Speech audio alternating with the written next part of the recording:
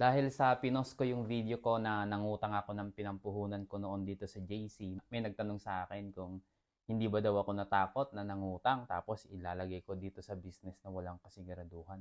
Siyempre may kaakibat din na takot noon. Saka allowance ko yun tapos nangutang pa ako. And good thing, naglakas loob ako na ginawa ko yun. Dahil kung hindi ko yun ginawa, edi ano ako ngayon, OFW pa rin. Dalawa kami ni Mrs. nagtatrabaho pa rin sa abroad, malayo sa anak.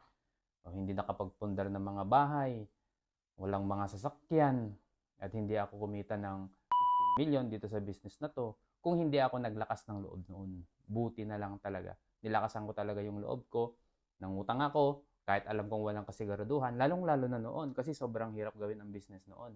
At saka, nung una na yon, hindi pa masyadong kilala itong company na JC noon. So talagang sugal talaga na ang ginawa ko na simulan ng negosyo na ito na nangutang ng pinampuhunan. Pero buti na lang talaga. Nagpapasalamat ako sa Panginoon dahil binigyan niya ako ng lakas ng loob na gawin itong negosyo, na nagsakripisyo, na nangutang para masimulan itong negosyo na ito. And ito na yung resulta ko ngayon. Napakagandang resulta. And gusto ko rin ibahagi itong kwento na to. Gusto kong ma-inspire maraming tao, lalo-lalo na mga OFW, matagal na nagtatrabaho, kayang-kaya mo rin gawin to para masenso rin ang buhay mo kasama pamilya mo.